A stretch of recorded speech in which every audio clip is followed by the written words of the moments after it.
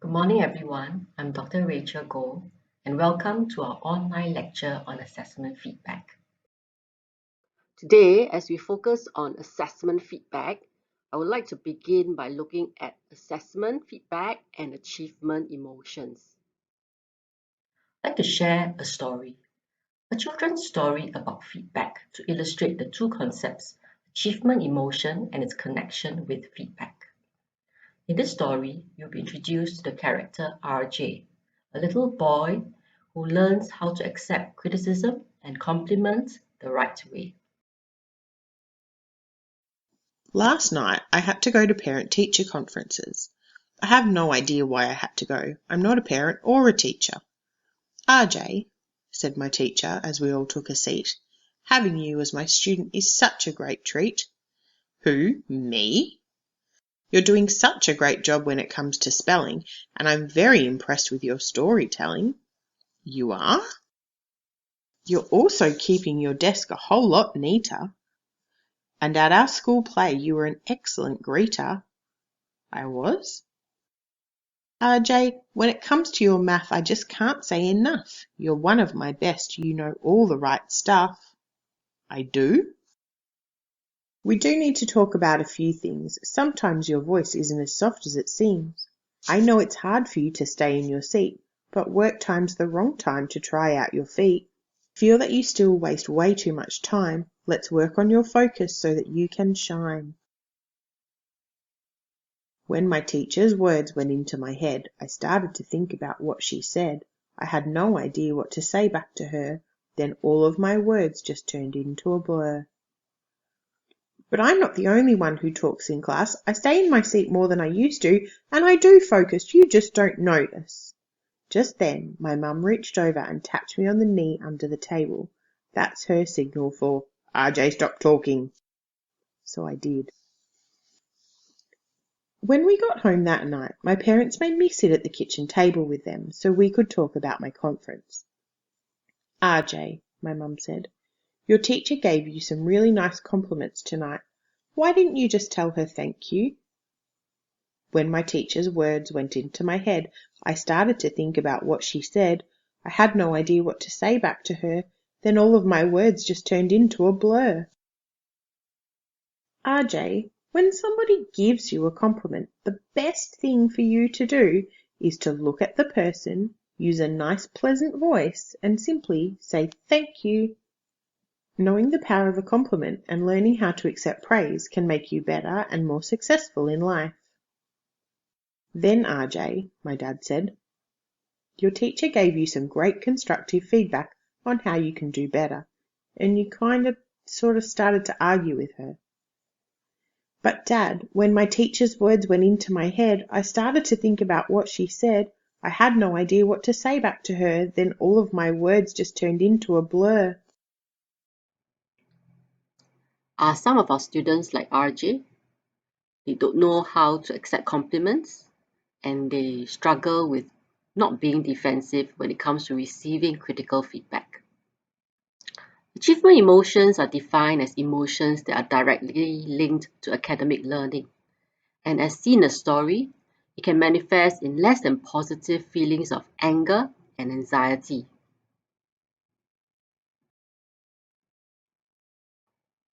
According to control value theory, our sense or assessment of control and what we value are central to the arousal of our emotions.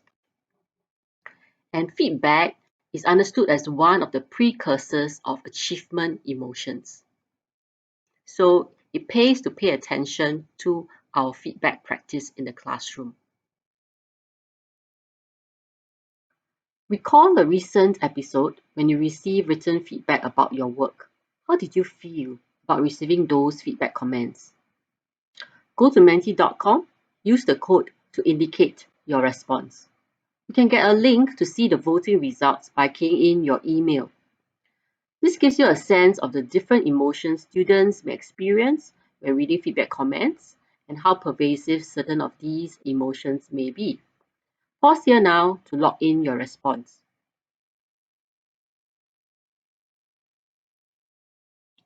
Were you surprised by the results in menti.com? about how pervasive certain emotions are, even for the adult learner when receiving feedback? In psychology, valence is often used in describing emotions. Positive emotional valence refers to the intrinsic attractiveness or goodness response to an event, object, or situation. Negative emotional valence refers to the averseness or badness towards it. The work by Pickrun and his associates show that positive emotional valence tend to have an activating potential on student cognitive, motivational, and self-regulatory processes. On the other hand, negative emotional valence a student experiences tend to have a deactivating potential on its cognition, motivation, and self-regulation. However, for certain emotional valence, such as, say, anxiety, the overall effect on performance is not so clear-cut. Anxiety, for example, can induce a student's extrinsic motivation to invest more time and effort in order to avoid failure. At the same time, it can also impair their interest and intrinsic motivation. Now recall the same episode in Activity 1. How did you respond to the written feedback? Pause here to indicate your response in Mentimeter. Were you surprised by the results in Mentimeter? 4 out of the 5 possible responses to written feedback are not productive for learning. Have you had students not read the feedback that you have taken pains to write? It brings to mind this quote from Philippe Perrenot, in which he described feedback as a message in a bottle which may or may not find a receiver. Of these 5 possible ways of responding to feedback, only one response advances students' learning. Let's understand what the 4 barriers to effective feedback are from a psychological perspective. A psychological process involved in feedback recipients is students' awareness of the meaning of feedback and its purposes in advancing learning. One barrier to effective feedback would be students' limited mental model of what constitutes good feedback. For example, some students expect to be told the model answer all the time. A second psychological process involved in feedback recipients is cognizance. Students have no skill or knowledge to implement the feedback. So a barrier to effective feedback is when students do not know how to seek help or resources to apply the feedback. Another psychological process at work in feedback recipients is student agency. When students do not feel empowered or have difficulty translating feedback information to actions, a barrier to feedback recipients is formed. Finally, having volition or the will to scrutinize feedback and implement strategies is key to feedback recipients. When students lack the will or proactivity in seeking, engaging with, and using feedback, it forms a barrier to feedback recipients. Thus far, we have considered 4 factors affecting feedback recipients. Firstly, student awareness of what the feedback means and its purpose. Secondly, students' cognizance of strategies by which the feedback could be implemented. Thirdly, student agency to implement strategies. And lastly, students' will or volition to scrutinize feedback and implement the strategies. Which factor is an issue for your students? Which is the biggest barrier to students' feedback seeking and recipients in your class? Pause here to indicate your response in Mentimeter. Doing such a poll about the barriers students face with regard to feedback recipients could suggest priority areas to work on with your students in your class, in your department, and across the school. So, how did RJ learned to accept criticisms and compliments the right way. Let's find out as we continue the story. RJ, feedback is a good thing. It's information that can help you improve and grow. Most of the time, when a person gives you feedback, it doesn't make you feel good. But that's the price you have to pay for growing. The way you handle feedback will make a difference in how other people treat you. Some people will give you mean feedback, and most of the time that's difficult to accept. You probably don't deserve mean feedback, but some people need to put others down so they can feel better about themselves. But just keep in mind, RJ, most feedback is just information. When somebody gives you feedback, they're helping to improve who you are. Listen to the person and say, okay. Their words just might take you far. Make sure that when you listen, you look to the one who is talking to you, stay calm on the inside no matter what is said, then carefully think it through. Are there times in your class where you talk too loud or too much? Yeah, I guess. Do you have a hard time staying in your seat during work time? Yeah, I guess.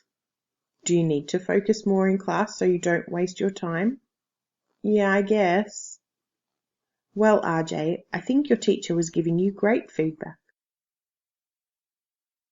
About 39 years later, I got up from the kitchen table and went to bed. Before I went to sleep, I thought about everything my mum and dad told me. What they said really did make sense. The next day in school, I used the sides of my feet to kick the soccer ball just like Sam told me to, and I made 3 goals during recess. When the bell rang, Sam came up to me and said, "You're awesome, RJ." I looked at him, smiled big, and said, "Thanks," just like my mum told me to. During work time, when my teacher gave me the special signal for sit down, stop talking, and start working, I picked up on it right away, really tried to focus, and I got all of my work done without wasting time. At the end of the day, Bossy Bernice came over to my desk. "You stink at math because you don't show all of the steps," she said. "I bet you even copy off other people so you can get the right answers." When Bernice's words went into my head, I started to think about what she said. She called me a cheater and that's kinda mean, but her information is not what it seems. Maybe Bernice is just having a bad day and unfortunately I happened to get in her way. Maybe I should write down all of the steps, then my teacher will know that I'm doing my best. Bernice gave me feedback and now I know feedback is information that's helping me grow. "I don't cheat, Bernice," I said, "but you're probably right. I should write down all of my steps. Thanks for the tip." P.S. Maybe I should have my dad talk to Bernice.